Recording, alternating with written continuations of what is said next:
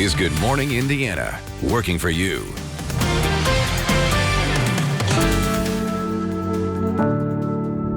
Right now on Good Morning Indiana. I think that we're big boys and girls, that we should be able to make our own decisions. Several stores are now requiring masks for shoppers. We're hearing from those on both sides of the argument. It breaks my heart. It truly does. E-learning in at least one central Indiana district means no athletics for students. This morning, why one mom hopes school leaders change their game plan. The money ran out, and it's like, I don't know what's going to happen now because we had nowhere else to go. I was worried about my son. Plus, a new program is putting roofs over the heads of those without a place to call home. We're looking at why the program could be the first of its kind in the nation.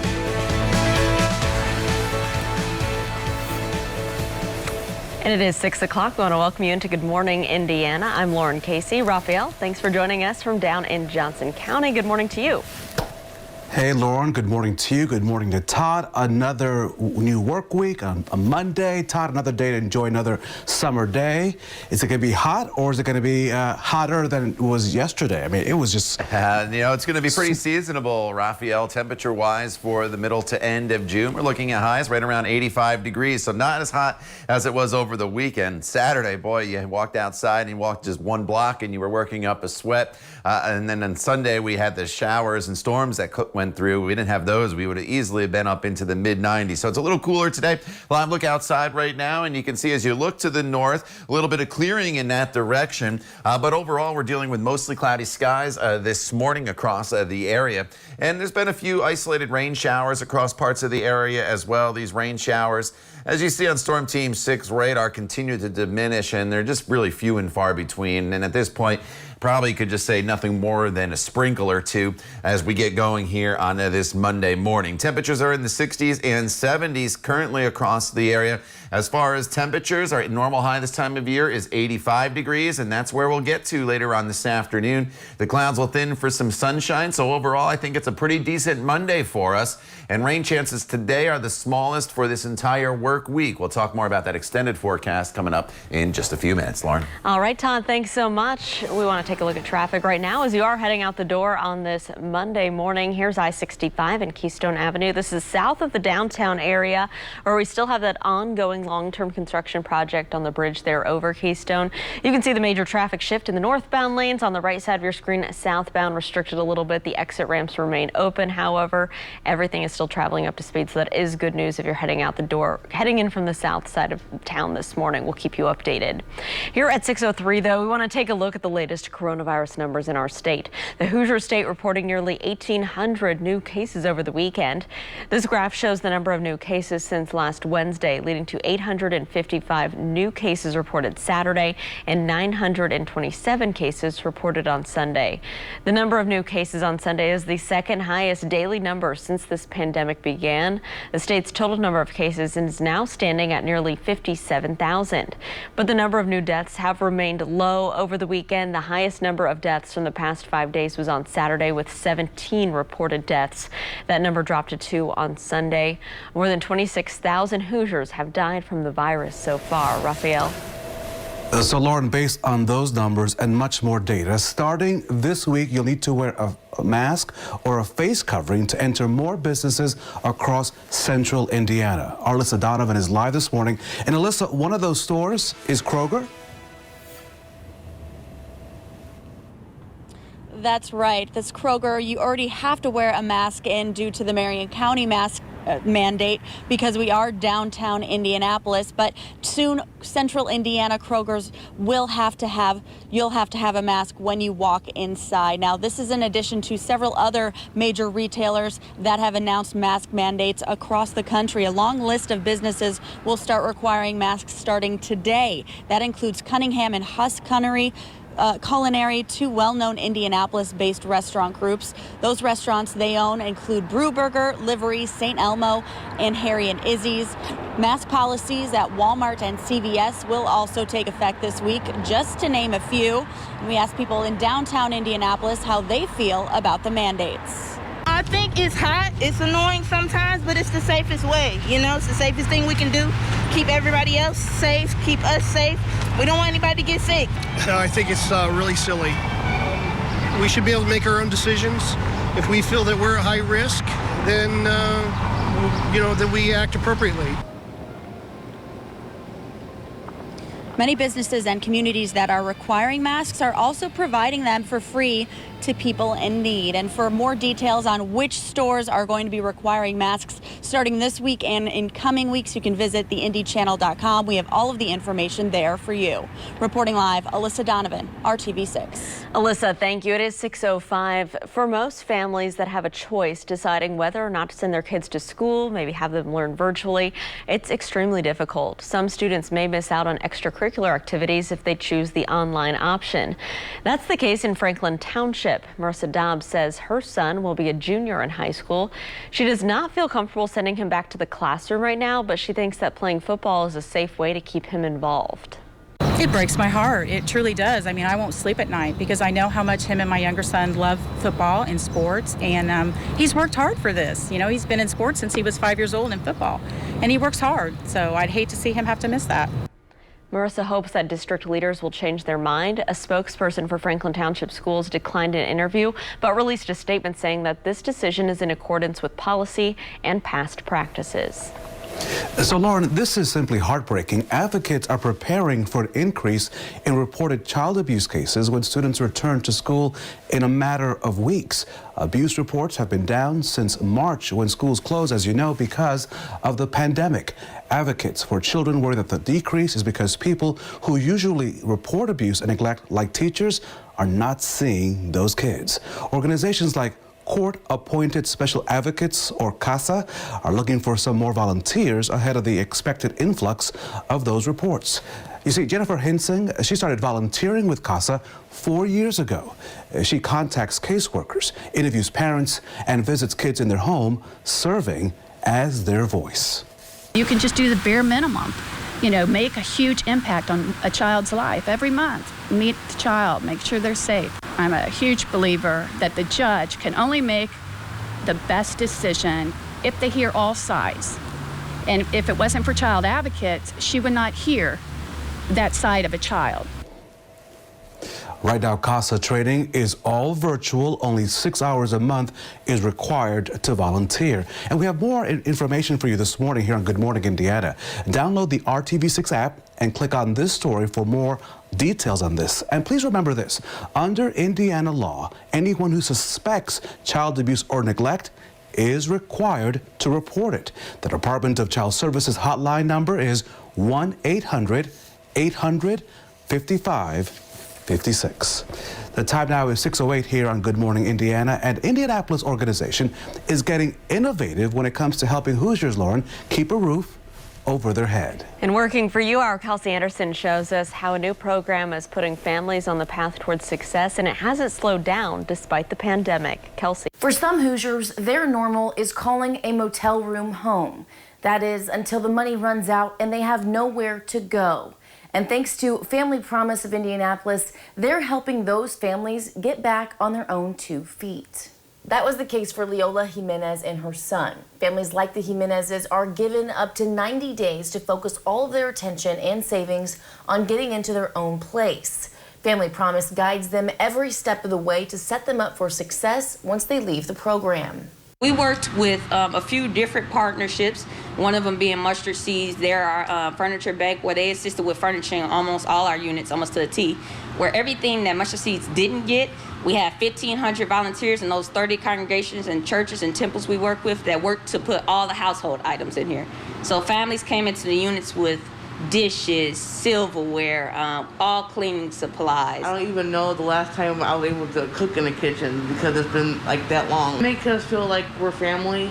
Program Director Veronica Williams says they are now operating at 89% success rate, the highest rate they've ever seen of people being housed.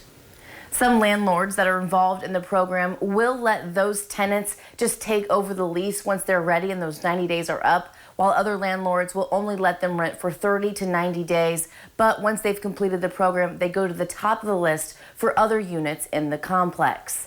Working for you, Kelsey Anderson, RTV6. It's a very uncomfortable experience for us as human beings to not have a plan. If the pandemic has you feeling down, you're not alone. New at 6:14, we're looking at ways to help you fight COVID exhaustion. Todd.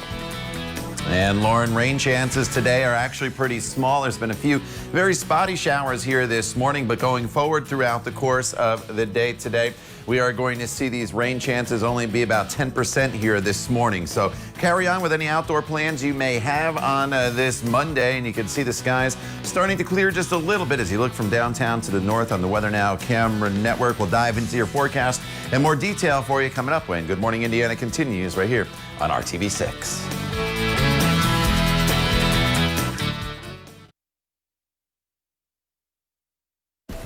The Rebound Indiana is all about ensuring that you make it beyond the pandemic. That's our commitment here at RTV6. But if you're feeling down about where we're headed because of this pandemic, you are not alone.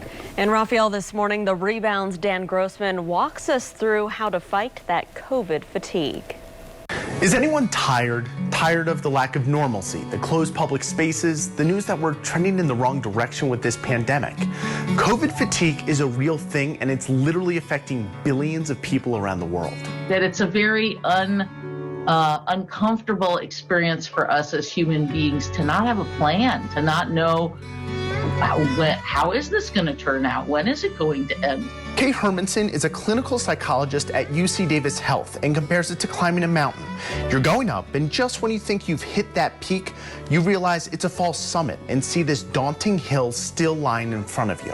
That sinking feeling knowing you've done so much but still have so much farther to go, Hermanson says this second spike in numbers can feel like that. We're actually hoping for the absence of something, not getting sick, isn't quite as reinforcing as something that happens where we're like, oh, okay, I know I did this behavior and it resulted in this good outcome. It's internal, where you just kind of feel like you have those sandbags on your shoulders and you can't take another step.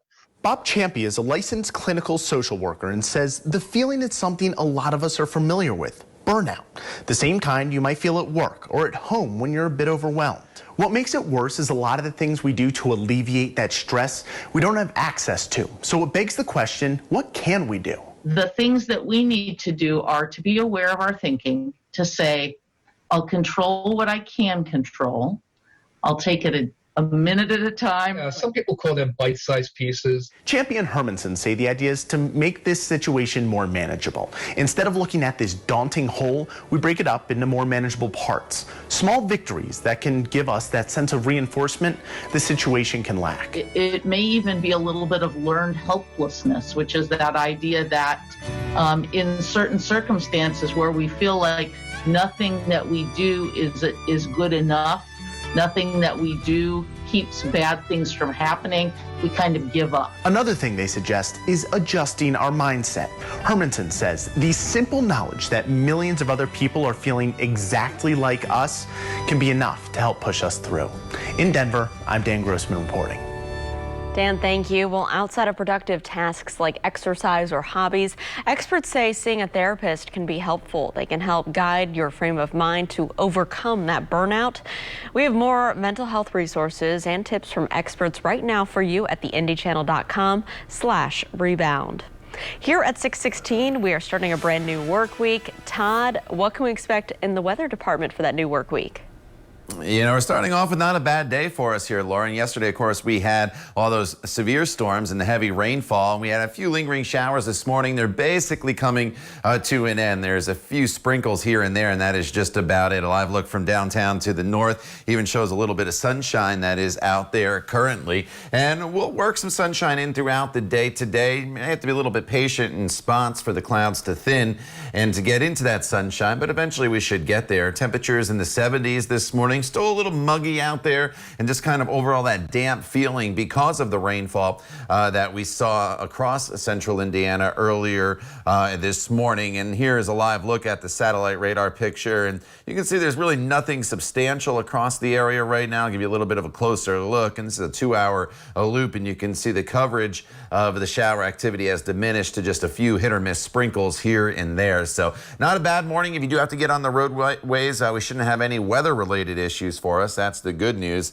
And then throughout the day, again, more in the way of sunshine will appear as the day goes on. As we get into that sunshine, it may help to trigger a pop-up shower here and there throughout the afternoon hours, but we're not looking at a lot in the way of rainfall today or the potential of rainfall. I wouldn't let it cancel any plans that you may have. There's better storm chances in this forecast, actually, as we go forward into the coming days. So today we're in the 70s through the morning hours, and then eventually we'll see temperatures climb up into the mid-80s as we get up to about 84 to 85 degrees for your afternoon high. As far as tomorrow goes, temperature-wise, basically in the same ballpark. We're in the low to mid-80s for your afternoon highs, but as mentioned, there's the better chance of storms in the forecast coming tomorrow. And these storms will start to roll in during the afternoon hours, during the peak heating of the day, and a couple of them could be borderline strong to maybe severe. So that's something for tomorrow that we'll have to keep an eye on for you. And then as we work our way into Wednesday, it still remains a little bit unsettled. The Storm Prediction Center does have most of the state of Indiana under the marginal risk for severe weather. That's the lowest risk category that there is out there. So that's good news, at least. And the main threat with these storms tomorrow would be damaging winds. So here's a look at your 7-day planning forecast. And more storms are in the forecast Tuesday, Wednesday, Thursday, and Friday. No day is a complete washout. That is the good news. We'll have plenty of dry hours mixed in with temperatures running in the mid-80s. And then for the weekend, looks like it's going to be another hot one with high temperatures that'll be in the low 90s with plenty of sunshine. All right, Todd, thanks so much. Let's take a look right now at your commute. This is down in Johnson County. Good morning to you here. I-65, a view near Whiteland Road. Everything looks to be traveling smoothly, both northbound and southbound. No crashes right now in this area to slow down your commute, but of course we'll keep our eyes on your roads throughout your Monday. Raphael? Lauren, the FDA has given the green light to COVID-19 pool testing. What's that? Well, pool testing will allow the FDA to test multiple people at the same time for the coronavirus. Here's the breakdown. The FDA is allowing Quest Diagnostics to test up to 4 individuals at once for COVID-19. The FDA commissioner says sample pooling is an important step, helping get COVID-19 tests to many more Americans at a faster rate. Now, this is the first COVID-19 test in the United States to be authorized for use with pooled samples. Lauren? And here at 6:20, the crack of a baseball bat has returned to major league fields across the country. While opening day is not set until Thursday, a number of teams are already taking part in scrimmages, and that includes crosstown rivals like the Cubs and White Sox. The games are being played without fans. The regular season games will also be played without fans. Opening day on Thursday will be a doubleheader. The Yankees will play at the Nationals, and then the Giants will play at the Dodgers. I got up there, it was like 4:35, and I handed her a $5, and she says, I can't give you change. Now, this happened to my mother-in-law as well. So paying cash for your groceries, you'll want to pack exact change. And new at 6:27, we're looking at the reason behind the nationwide coin shortage. And here on Good Morning America, we'll have a full roundup of the NFL players across the country sounding the alarm on training camps. That's coming up at 7 o'clock. But first, Lauren, the new Cheetah Chase water coaster now launching at Holiday World and Splashing Safari. And you could be one of the first to ride it thanks to Good Morning Indiana. This morning, your chance to win a pair of ticket vouchers to these parks. And all you have to do is be the 6th caller when? Right now. The number to call on your screen, 317-269-1459. Good luck. You're watching Good Morning Indiana on this Monday, July the 17th.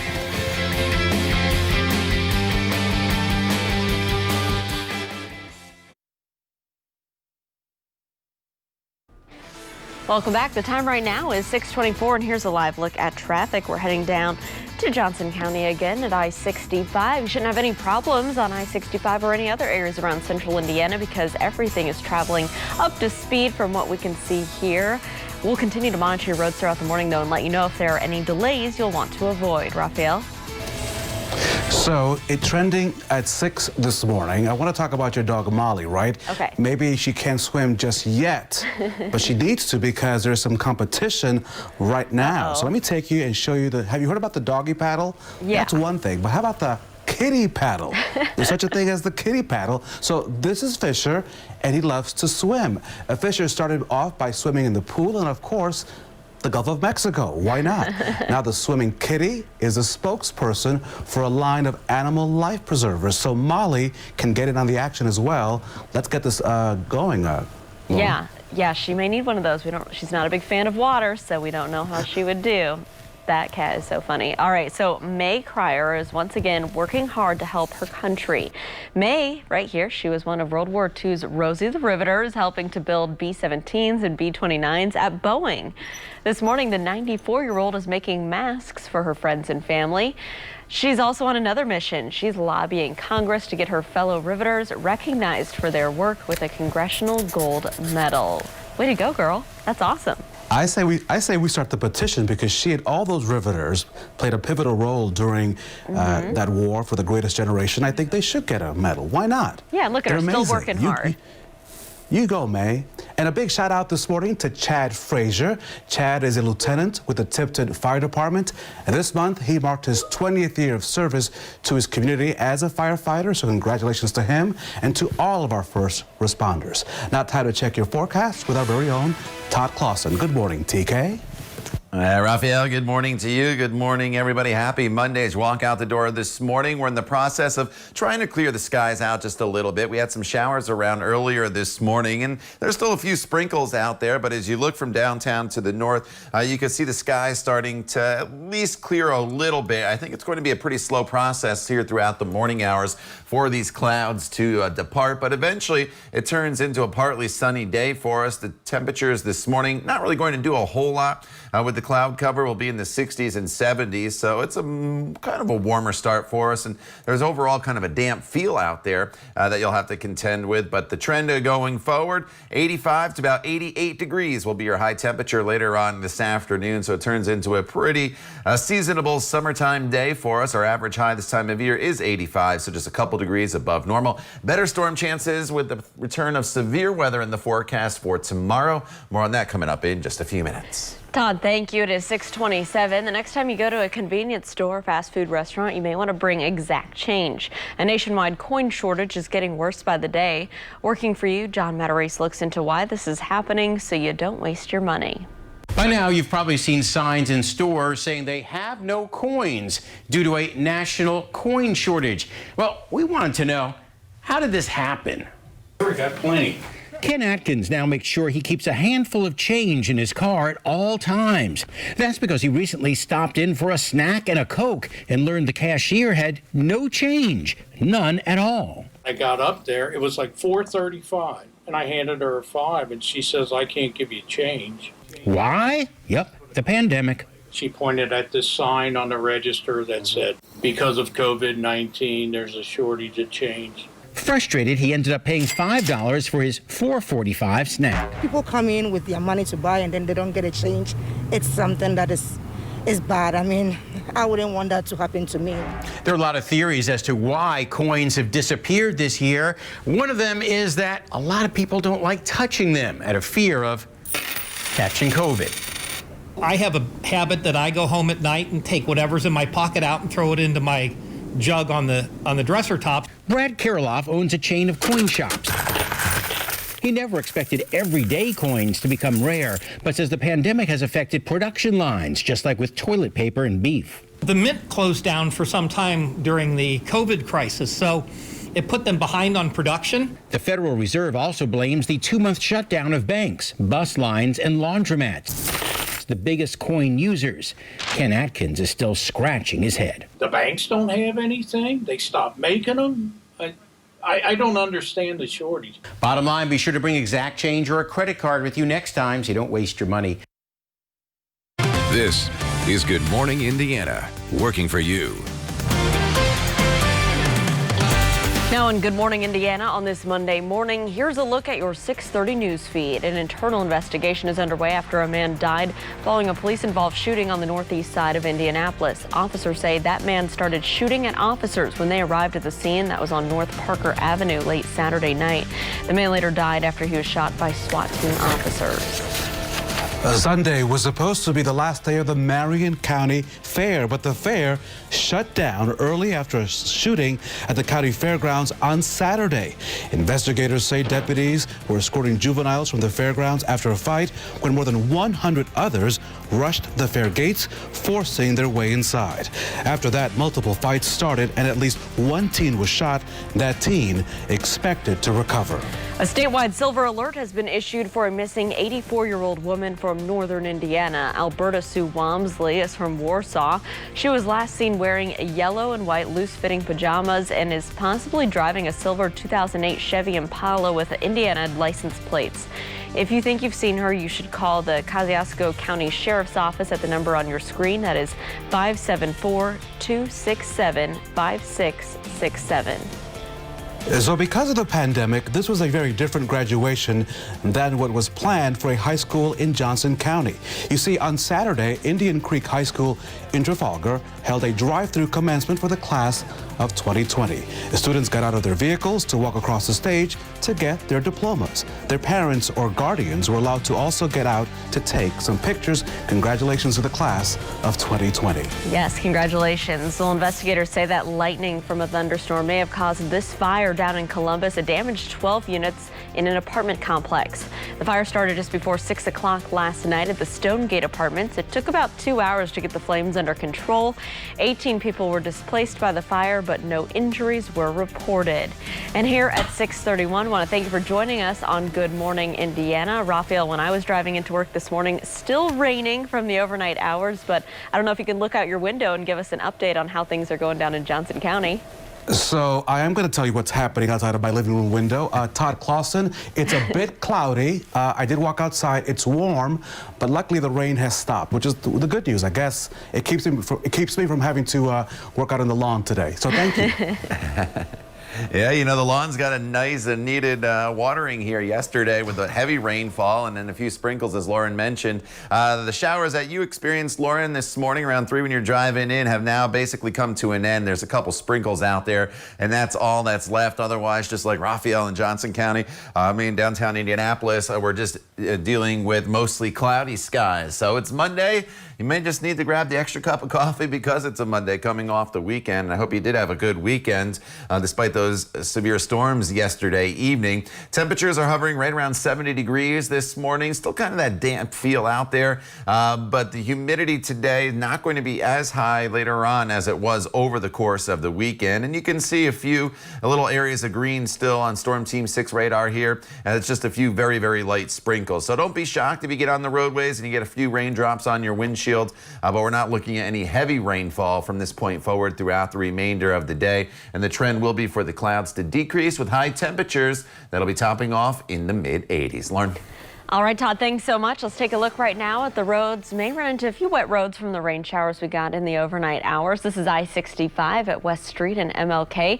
As you're heading into the downtown area from the northwest side, you can see traffic is moving along up to speed, and that is great news this morning. Right now, looking around the metro area, there are no crashes or delays to slow down your commute, so that is great news if you're heading out the door at this early hour. Raphael? Lauren, the state is seeing a spike in coronavirus cases. 927 new cases were reported on Sunday by the State Department of Health. Now, that is the second highest daily total since the pandemic began. The highest was back on April the 26th when 946 new cases were reported. Indiana now has 56,571 confirmed cases of COVID-19. Two new deaths were also reported on Sunday. And so far, 2,629 Hoosiers have lost their lives to the virus. This morning, 36% of ICU beds and 83% of ventilators are available statewide. So as you can see from those numbers, the rise in COVID-19 infections here in Indiana and really across the country and the world is behind the latest push from businesses demanding the use of face coverings. And Raphael, we know several businesses are starting some new mask mandates this week. Some of those actually taking effect today, and our own Alyssa Donovan is joining us live this morning outside of one of the stores where face coverings will soon be required. Alyssa, good morning. That's right. Good morning, Lauren. And actually, starting Wednesday, Kroger is going to be requiring customers to be wearing those face masks when they come inside. And they are joining a growing list of retailers across the country that are going to be requiring face masks, many of those starting with those requirements this week. Now, CVS, Walgreens, Lowe's, and Walmart stores will have those mask mandates starting today. Kroger and Home Depot will start requiring face masks starting on Wednesday. Aldi and Target will start requiring face masks in coming weeks. Now, many of the retailers announced that masks will be available for customers that don't have one. Several communities are also providing masks for those who need them. We asked people how they feel about the mandates. Okay with wearing a mask. I think we all just need to do our own part and just try and help slow down the spread. We should be able to make our own decisions. If we feel that we're at high risk, then then we act appropriately. In a recent survey about businesses requiring customers to wear masks, 80% of Americans say they're more likely to do business with a company if they require staff and shoppers to wear masks during the pandemic. And for details on which stores are going to be requiring masks starting this week and where you can find a mask if you don't have one right now, there's a lot of places offering them for free. We have all the details on our website, theindychannel.com. Reporting live, Alyssa Donovan, RTV6. So you just heard Alyssa's story. Those businesses, as more businesses require face masks, as more cities, states, and retailers want you to wear a mask, some groups, they're fighting back, and they're fighting back here in the capital city. On Sunday, dozens gathered at the State House, hoping to get the governor's attention. The group Stop Government Overreach in Indiana, they say their worry requiring masks out in public will soon become a statewide issue. Those we talked to at that protest say they do care about other people and their well-being, but they also believe each person is responsible to take care of themselves. We stand for freedom, our right under God to take care of our own bodies, and we can do that very well if we're allowed that liberty to do our very best. I don't need to wear a mask for them to be safe. I'm responsible for my own health. They're responsible for their health. The group also says they're upset with Governor Holcomb and that he extended stage 4.5. The governor says Indiana is seeing an uptick in the percentage of Hoosiers who are testing positive and is basing the Back on Track plan on data. We're expected to stay in stage 4.5 for at least another 2 weeks. Lauren? And Raphael, legendary golfer Jack Nicklaus says that both he and his wife tested positive for the coronavirus back in March. Jack and Barbara Nicklaus both turned 80 this year. He says that he and his wife remained quarantined at their winter home in Florida from March 13th until they both recovered in late April. Nicklaus says they were both very fortunate since they are in that high-risk group. The Hall of Famer revealed the diagnosis during a weather delay at the Memorial Golf Tournament that he hosts each year in Dublin, Ohio. Nationally, more than 140,000 Americans have now died from the coronavirus. And in Washington, the president seems to be at odds with his own party over a new relief package. ABC's Karina Mitchell has more on this developing story. Even as cases across the country balloon, President Trump is downplaying the impact of the virus. This morning, President Trump playing defense. I heard we have one of the lowest, maybe the lowest mortality rate anywhere in the world. That claim false. Data from Johns Hopkins University showing the U.S. with a higher mortality rate than Russia and about tied with Brazil. As daily U.S. cases approach 70,000, the president on Fox News continuing his assertion coronavirus will eventually disappear. Many of those cases are young people that would heal in a day. They have the sniffles, and we put it down as a test. In Texas, one of 8 states setting new records for daily deaths, officials bringing in refrigerated mobile morgues as hospitals are overwhelmed. In Florida, 12,400 new cases on Sunday, one of its highest daily totals. Despite the surge, ABC News confirming the president is balking at the idea of approving a Senate Republican plan for $25 billion in new funding for virus testing and tracing, as well as grants for the CDC and NIH. A White House official saying Trump is fully committed to, quote, a robust aid package that addresses real needs. That funding fight could stand in the way of a plan for a new coronavirus package. Without any agreement, more than 25 million Americans could lose $600 a week in federal unemployment benefits that started in March. Karina Mitchell, ABC News, New York. Well, with cases rising across Indiana, some school districts are holding off on bringing students back for now. Next, we'll show you which students have some extra summer vacation. We'll be right back.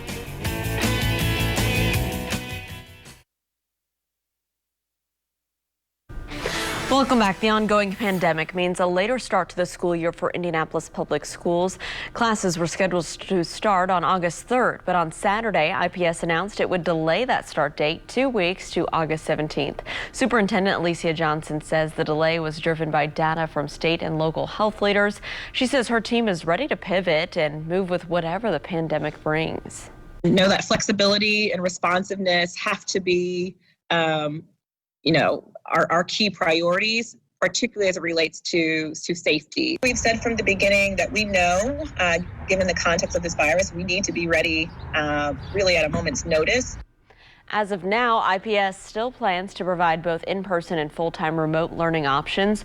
Registration for the virtual option has also been extended. IPS says about 8,500 students have enrolled in the remote learning option so far. That's about 25% of the student population. Lauren, IPS is not the only school district in our state making an adjustment. A number of other school districts are also making this tough decision. Let me take you up to Hamilton County in Fishers, where Hamilton Southeastern schools will begin their school year now with virtual instruction only beginning on August the 6th. That will continue all the way through at least Labor Day. The school district is expected to release more details later this week. And Franklin Community Schools here in Johnson County will shift the start of their school year now to August the 17th. The district says the delay will give officials more time to consider any additional safety measures. We are compiling a list of all Central Indiana school districts and their return plans. More are added daily, as you can imagine. You can look up all that information and all the details on our website, theindychannel.com. A new project is giving shelter to those who need it. Next, a look at why this initiative may be the only one of its kind in the nation. Todd. And Lauren, if you're choosing to exercise here throughout the day today, you can really do it at any point. There's no alerts that we have to worry about. There could be a sprinkle here or there, but otherwise temperatures very seasonable for this time of year. We're in the 70s right now. We're going up to highs in the mid 80s. Maybe after a walk or a jog around the neighborhood or a bike ride, you're looking to head to the pool. Partly sunny skies this afternoon. Temperatures will be in the mid 80s for you, so you can get out there and enjoy. No threat of any thunderstorms in the forecast today. That changes tomorrow. More on that coming up when Good Morning Indiana continues right here on RTV 6.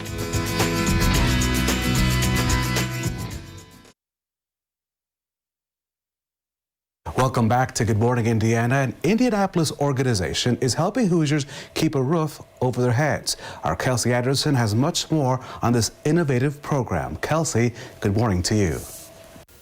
The Interfaith Hospitality Network of Indianapolis used to house families in churches and temples, but because of COVID-19, they weren't able to do that. But it's worked out in their favor because now they're able to help more Hoosiers. Leola Jimenez and her son were calling a motel room home for a long time. That is, until the money ran out and they had nowhere to go. Now, through family promises, they are staying in this apartment, stocked with everything someone could need for up to 90 days. This gives Jimenez the opportunity to focus all of her attention and savings on getting into her own place. Family Promise guides them every step of the way to set them up for success once they leave the program. Normally, we have 30 churches, congregations, and temples that work with us to provide transportation, food, as well as shelter for families. When COVID happened, all that had to come to a stop because we wanted to keep our volunteers safe, as more importantly, our families safe as well. Instead of churches, the families are now housed in apartment units. Program Director Veronica Williams says they are now operating at 89%, the highest rate they've ever seen of people being housed. Some landlords that are involved in the program will let those tenants just take over the lease once they're ready and those 90 days are up, while other landlords will only let them rent for 30 to 90 days. But once they've completed the program, they go to the top of the list for other units in the complex. Working for you, Kelsey Anderson, RTV 6. Kelsey, thank you. The time right now is 6:49. If you're planning a trip to the Indiana Dunes this summer, you're going to want to know about some new protocols in place. The National Park has launched a coronavirus safety campaign called Think Before You Beach. It includes signs around Lake Michigan's shoreline and a social media campaign. The park spokesperson, Bruce Rowe, says that it reminds the public they can catch the virus outdoors on a crowded beach if they're not wearing a mask or properly social distancing. Rowe also says the best time to visit are late afternoons, early mornings, and weekdays. You're also encouraged to spread out and seek secluded or spacious areas. The time right now is 6:49, and let's check in with Todd and see if today would be a good day to get outside here in central Indiana. Todd?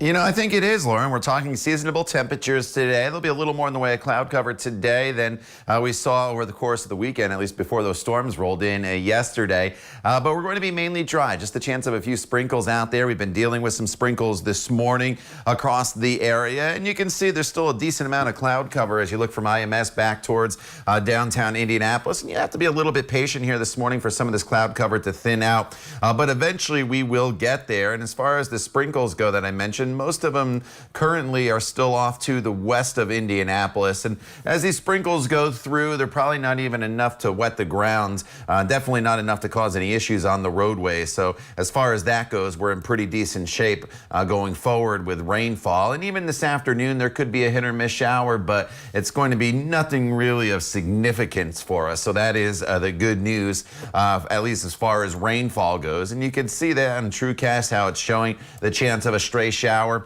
But the overall trend for the day today will be for the clouds to decrease, and we'll see more and more in the way of sunshine as the day goes on. Temperatures will respond to that sunshine, getting up into the mid-80s later on this afternoon. Our average high for this time of year is 85 degrees, so we're right on track for that going forward throughout the course of the day. Now, as far as tomorrow goes, still a good amount of sunshine tomorrow, temperatures in the 80s, but tomorrow we will add the element of thunderstorms back into the forecast. And some of those storms, as we do get into your Tuesday, could be borderline strong to possibly severe. So let me jump ahead to tomorrow on TrueCast. This is Tuesday morning for you at 9:30. We start the day off dry. We have partly cloudy skies.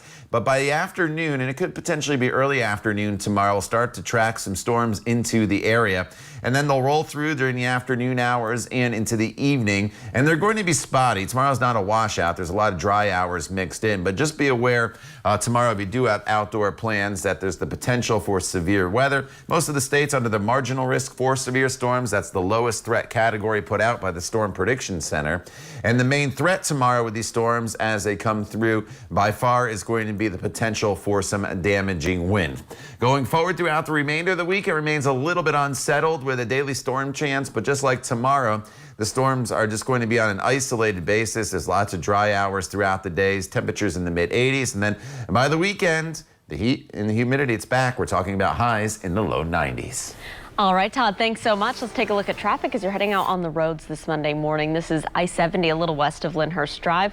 Traffic moving in the eastbound direction is traveling up to speed. We do have westbound lanes of I-70 closed between the south split all the way over towards the west side near the airport. And that's due to a long-term construction project by INDOT set to wrap up July 28th. So we still have at least 8 more days or so of that. We'll keep you updated if anything with the schedule changes, but still avoid those westbound lanes this morning. You can use collector ramps as a detour. And of course, we'll keep you updated.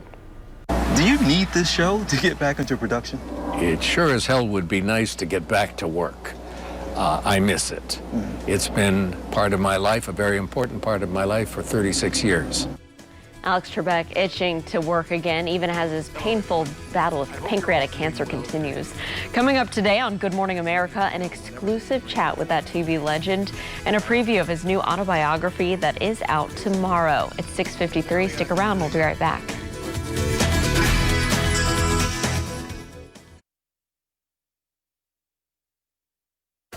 Welcome back. So, Raphael, it was a staple of the comics section, and it made Gary Larson a hero to people whose sense of humor was a little bit off. And now, 25 years after Larson retired the strip, The Far Side is back.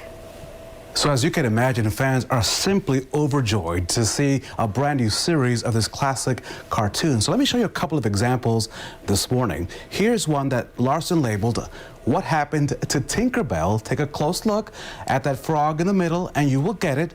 For the record, I'm told that Tinkerbell is A-OK. She'll get even, don't you worry about that. And here's a favorite of the RTV6 newsroom. Have you seen this one? This is the answer to the question, why do news anchors are only seen from the waist up? Apparently, Lauren, it's because our fashion is simply out of this world. And there you have it on this Monday morning. All right, Raphael, thank you. Let's toss things over to Todd. It is Monday. We're starting a brand new work week. Todd, so a lot of people are wondering, is it going to be hot and sticky again this week?